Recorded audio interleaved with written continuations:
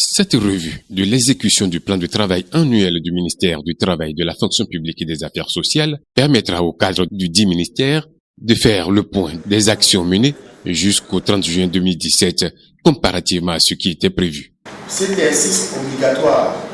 puisque prescrit par l'article 67 fixant la sous-titre des ministères et auquel nous sommes conviés ce matin, devra nous permettre de répondre à trois grandes questions majeures, à savoir où en sommes-nous dans l'exécution de l'idéal de notre ministère? Pourquoi sommes-nous à ce niveau de progrès relevé? Comment envisageons-nous la levée des rouleaux d'étranglement sur le reste de l'exercice budgétaire? Mesdames et messieurs, plus besoin de vous rappeler que la tenue d'une revue participe de l'exercice de révision de comptes qui permet l'amélioration de la performance de l'exécution de notre pays. Fort de cela, je vous invite à accorder toute l'attention nécessaire à la présente revue. Je vous remercie. Le ministre du Travail, de la Fonction publique et des Affaires sociales a rappelé que l'exercice de revue est un principe de la gestion axée sur les résultats. Après environ 6 mois de gestion, il s'avère nécessaire de procéder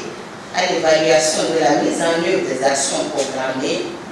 ce qui justifie la tenue par mon département ministériel ce jour, mardi 18 juillet 2017, de la revue au 1er semestre 2017 des actions prévues au PTA. Cet exercice, qui est un principe de la gestion axée sur les résultats GAR,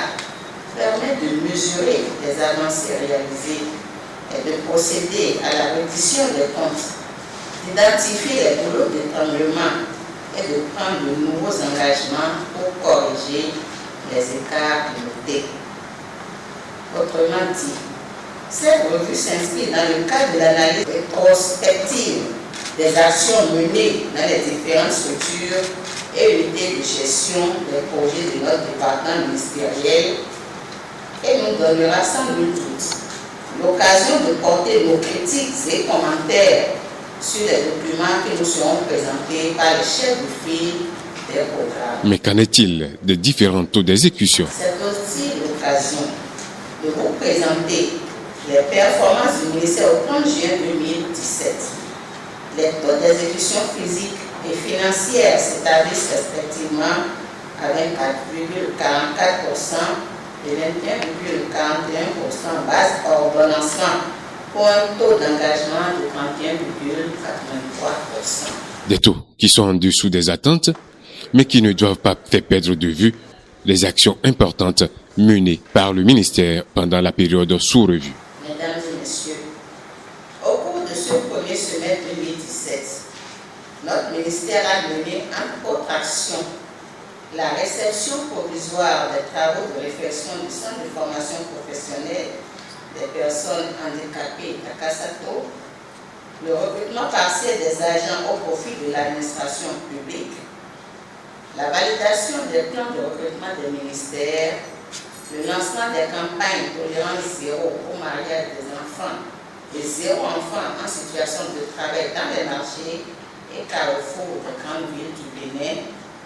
la relance du programme de microcrédit pour nouvelle génération et la sensibilisation des bénéficiaires, l'organisation de la cérémonie officielle de sortie de la première promotion des inspecteurs des services et emplois publics et de la sélection des bénéficiaires des composants 2 et 3 du projet Emploi des jeunes, l'organisation des sessions de renforcement des capacités des cadres nommés en Conseil des ministres, la tenue de la première session ordinaire des travaux de la Commission nationale permanente de concertation et de négociation collective, gouvernement, centrales et confédérations syndicales, la contribution à la création du Conseil national du dialogue social et la nomination de ses membres, l'adoption du document du projet Assurance pour le renforcement du capital humain. Les présentations des rapports d'exécution des 5 programmes que compte le ministère ont permis aux participants à la revue d'échanger sur les difficultés rencontrées et de faire des propositions pour l'amélioration des performances.